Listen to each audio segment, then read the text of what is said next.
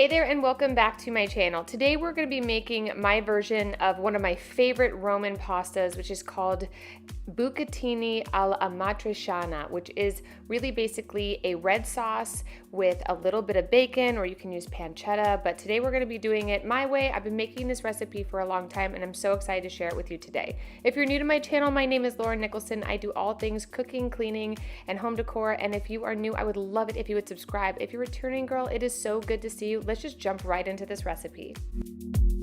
So to get started, we're going to be making about a pound of bacon. You can either get some really thick cut bacon, which I have here, or you can also use pancetta, which is delicious. Now, I like to use it with the bacon. Personally, I think the flavor is just so good, but you can do either.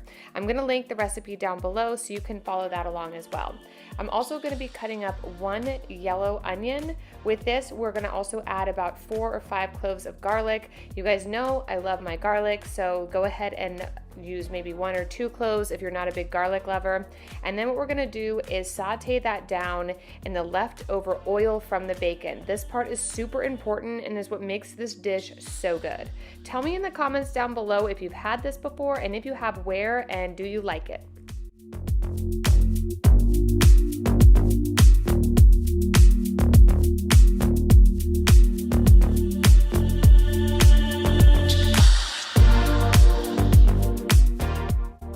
So once all of your bacon is done, go ahead and take a nice maybe Pyrex or something and pour the oil into it. We're not going to be using all of it, so I like to pour it into, I've got it sitting here on the side in a little dish, and then I start to add it back in almost like an oil base. Now I'm going to be sauteing down my yellow onions until they're translucent and super fragrant. I'm going to also add my garlic, and while that's sauteing down, I'm going to cut up my bacon. There are a couple different ways you can do this. Again, I like it to be super crunchy. This is the way I've always made it, but you can also cook it halfway so it's a little bit softer, and then cook it down in the sauce as well. Either way, you can't go wrong with this.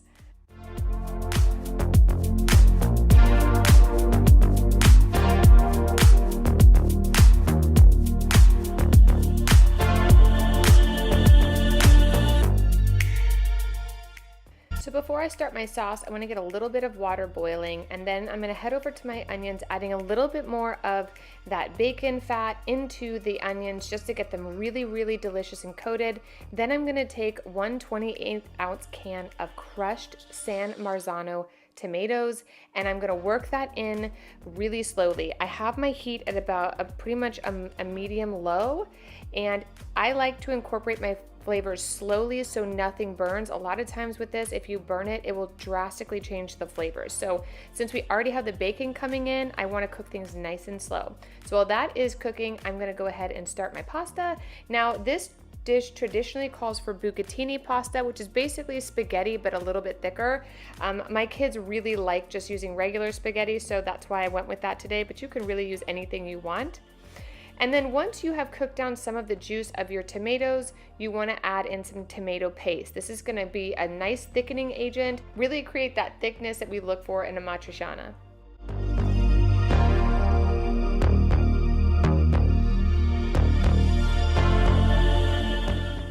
So to season this sauce, I like to use a Cabernet seasoning spice. I'll link it down below. It's one of my favorites. A little bit of salt, a dash of pepper. I like to mix all of that in. If you guys have seen a couple of my other videos where I've made pasta sauce, you've seen how I kind of add different spices to it.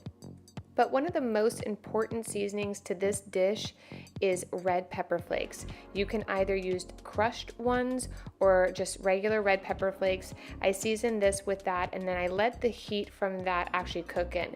Now I'm gonna add a little bit of chicken stock to this as I gradually reduce down these the juice from the tomatoes. So keep that on hand so that you continue to work it down, and then when you see it get really, really thick, add a little bit more. Towards the end, we're going to be adding in a little bit more oil, which makes this super delicious. So I am going to start a salad today. You guys have seen in my Easter decorate with me, or cook with me rather, I did my pea salad. I actually do it 3 different ways. And today I'm going to be adding in some rough greens. I've got some baby kale in here. I've got baby arugula in here and baby spinach. I'm going to be adding some fresh chives. I want to just roughly chop this up because I really love the texture of it and it doesn't get lost when it's nice and big. Then I have some broccoli microgreens. The flavor of these microgreens are so good. It brings in a lot of like peppery arugula vibes. And then I'm also going to be using a nice little helping of peas here. I love these, they crunch down really nicely. And then I'm gonna be adding some fresh lemon zest. That's really what makes this a bright dish. Now this lemon with the sauce we're gonna have later go perfectly. The amatriciana comes from the northern Italy, kind of Rome area. So a lot of times a nice salad with some acidity goes perfectly as a balance to the fat from the bacon. So we're gonna be adding that in too. I also have some of these beautiful spring flowers I'm gonna add in here. I just think it looks pretty, it's a pop of color, but oh my gosh, you guys, if that isn't like a green goddess type salad, I don't know what is. I'm gonna be using my favorite Gerard's dressing. It's called champagne vinaigrette. It's so good, it's quick and easy. This is literally what I make for dinner, so a lot of times I'll just throw the camera in the kitchen while I'm cooking and share with you my recipes. So this will be our salad, and then we'll be finishing our sauce. Once you see it thickening up like this, you're going to want to bring in the oil. There's something about the way the oil plays against the tomato that just makes this so good. I cannot wait for you to try it. So just go ahead and keep reducing that down, adding the oil, stirring it, and you'll see the way it coats it and gives it this gorgeous glossy kind of texture. And then we're gonna add it to a bowl of pasta. I like to pre-mix this. You will see in this video, because this is what I make for dinner for my kids, I don't add the red pepper flakes until I take half the sauce out. That way I can feed my kids one half and then we can have the other half. That's just a tip if you are gonna make this for your kids. That's why I seasoned it the way I did in the beginning, and then I add the red pepper flakes down at this time when I add the bacon. That way it all cooks together.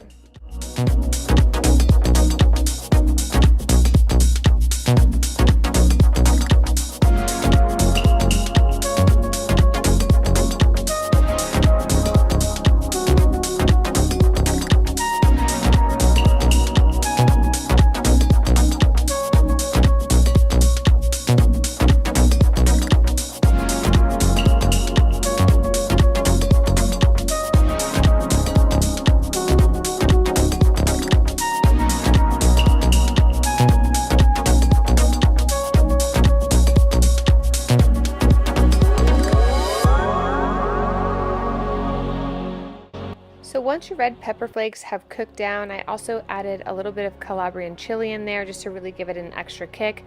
Go ahead and add it to a bowl of pasta. You want to mix it up a little bit, but not over mix it. That way you coat the pasta with the sauce, but also leave it nice and chunky. And then let's get ready to serve this to our family.